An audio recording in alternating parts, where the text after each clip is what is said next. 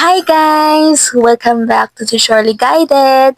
At para sa video ngayon, ituturo ko sa inyo ang bagong topic na siguradong matututuhan ninyo. At ang topic natin ngayon ay, ito ay pinakamadalas na itanong at madalas nalilito ng nakararami. At ang pag-uusapan natin is, paano kumuha ng TIN ID number?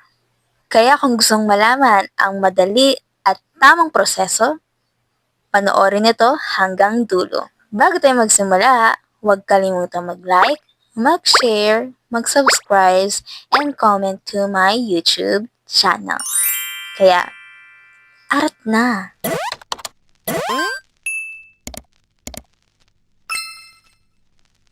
Hi guys! So, first thing na gagawin natin is pupunta tayo ulit sa Google. At para hindi kayo mahirapan hanapin ang ating PIN ID na kung saan tayo gagawa, is isi-search natin dito ang online registration and update system. So, isi-scroll up lang natin to para hindi na kayo mahirapan maghanap. What? And then, hahanapin nyo lang yung parang blue na link, which is the HTTPS na nakalagay. After nyo maklik ang link na yon, yan po ang lalabas ang ORUS. So, meron dyan your registration as a non-individual, as an individual. Pero ang pipindutin muna natin dito guys is yung nasa baba. Para makita nyo yan, you need to scroll up at pipindutin natin yung create an account. Dahil bago pa lang naman tayo na gagawa ng TIN ID number. Once na maklik nyo na, may makikita kayong ORUS Terms of Service and User Agreement. So, kailangan yung basahin niyang mabuti kasi kung meron mang nagka-problema when it comes to your TIN ID number, alam mo yung mga dapat mo gawin para malutas yung mga problems mo kung meron mang kayo ma-encounter na problem sa yung TIN ID number. Once na nabasa nyo na, check nyo lang yun sa box and I agree. And then, ito po yung lalabas, create an ORUS account, piliin ng taxpayer at without existing TIN, lalo na't wala pa kayong TIN ID number. Then, click sa user type. Ang ilalagay nyo po dun is yung EO98. Yun po yung para sa mga gustong kumuha ng TIN ID number when it comes to your government, sa work, sa bank. Yun talagang kailangan nyo talagang kumuha ng TIN ID number. Filipino citizen. Ayan, yung EO98 na one-time overseas Filipino workers overseas contract. Pwede rin po yan sa government guys ha. Yan po yung i-click. Once na i-click nyo yan, i-click nyo po ang okay. Tapos, pag may nakita kayong taxpayer type, i-click nyo lang yan. At yun din po ang pipindutin nyo ha. At i-click nyo po yung number 98 Filipino citizen ulit. And click OK. Once na click nyo na, lalabas yung attention at meron dyang I understand by selecting the without existing PIN.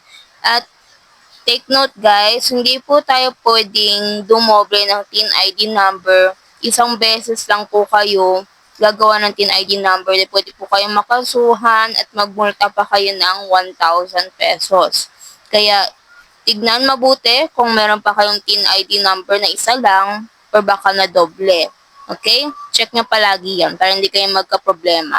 And pagtapos na, pindutin ng I agree. Then, may need kayo mga fill upan, yung first name nyo, middle name, last name, suffix, date of birth, civil status, gender, email. Scroll up nyo ulit at may lalabas po na password, confirm password. Lagyan nyo rin po ng sarili nyong password. Yung talagang strong password guys ha, hindi yung sobrang dali para hindi po na-hack or may makabukas sa inyong TIN ID number. Pag once na nalagay nyo na po yung password at confirm password, I'm not a robot, and then click the register. Once you are done, you need to check your email for the verification link. Then, click the recent OTP button below. Yan, pipindutin yan guys. Then, after nyo mapindot ang recent OTP, pupunta po tayo sa ating Gmail. Kung ano yung Gmail na nilagay nyo sa information, yun po ang inyong o-open. Ayan, ganyan po yung tsura na makikita ninyo sa inyong Gmail account.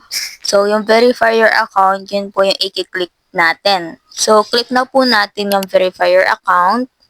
Then you will see here, congratulations, you have successfully created an account. It means okay na, nakagawa na kayo ng sarili nyo account. Now, babalik tayo muli kanina kung saan natin nakita yung taxpayer. Diyan nyo na ilalagay ang inyong email at password na ginawa ninyo for create an account. Once na nalagay nyo na, double check, and then click the I'm not a robot, at saka po tayo magla-login. Kiklik nyo lang yan guys ha, at yan po ang lalabas, ang oros ulit. Pipindutin natin muli ang new registration, then click as an individual. Then, ang lalabas is itong application for registration for one-time taxpayer and registering under EO98. Then, scroll up and may lalabas na fill up registration form 1904. Yun po ang i-click natin. Sunod na naman natin gagawin is meron tayong 3 steps na kailangan gawin. Pero madali na lang itong mga guys, okay? So, dahil meron na itong ibang information na nalagay kanina, yung mga blank na lang po ang inyong sasagutan. At kung meron kayong PhilSys card number, pwede nyo po ilagay dyan. Lagay nyo lang po. And then, scroll lang kayo, scroll up. Ilagay niyo yung date of birth niyo, place of birth, gender, mother's maiden name, father's name, contact number, and email address. Once natapos na kayo, click the continue. Let's go in the part 2. Dito naman ay about sa resident address ninyo. Yung province nyo, yung municipality nyo, barangay, yun po ang mga ilalagay niyo dyan. And then sa tingin nyo, kung talagang wala po kayo may ilalagay dyan, pwede nyo po ilagay yung NA as long as may nakalagay po na if applicable. If not applicable po pala. And kung wala po nakalagay na ganon, need nyo po talaga ilagay yung dapat nyo ilagay na information. Like, for example, sa zip code, kailangan nyo po ilagay ang zip code nyo dyan. Then, click continue. Tapos, itong application na nakalagay dito is for Filipino citizen only. So, if you're a Filipino citizen, please continue this. Click continue. And this is for one-time taxpayer lang po. And dito naman, if meron kayong authorized representative, you need to click yes. At kung sino ang authorized representative ninyo, yun po ang ilalagay nyong TIN ID number dyan. At kung wala naman kayong authorized representative, you need to click no. Dito naman, kung meron kayong asawa, kailangan nyo rin i-fill up.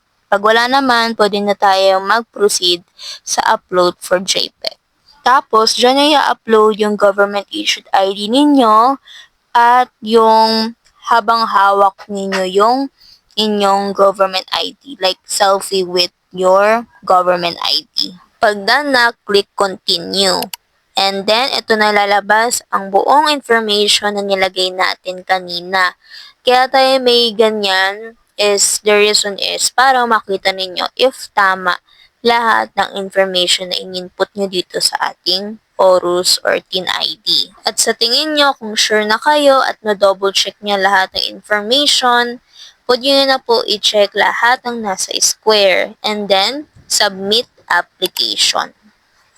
Pagtapos nyo na i-submit application, ang lalabas is your application for registration with ARN. So, ibig sabihin daw, review for approval. So, pupunta ulit tayo sa inyong Gmail, pero bago tayo pumunta doon, i-click nyo muna ng proceed. And then, ayan yung makikita ninyo sa inyong Gmail.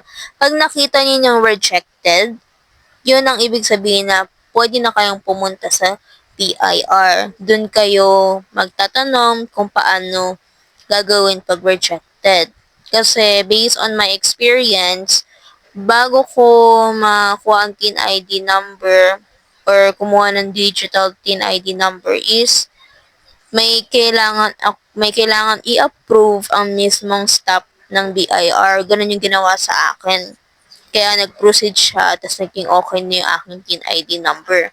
Pero if okay naman na yung TIN ID number ninyo, ay approve naman, okay na yan. Pero kung in case na rejected talaga siya, para sa akin, mas important na pumunta na kayo ng BIR para sure na ma-action na siya agad.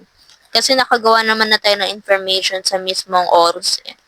Ganun lang siya. Once na na-approve na siya, ayan po yung itsura ng ating BIR or I mean TIN ID natin. Ganyan po yung harap niya. Tapos ito naman yung itsura ng kanyang likod. So, ganun lang kadali guys kung paano gumawa ng TIN ID number. I hope na nakatulong ako sa inyo. And please like, subscribe, and share my YouTube channel kung ito ay nakatulong sa inyo. Yun lamang and goodbye. This is Tutorially Guided. See you to our next vlog.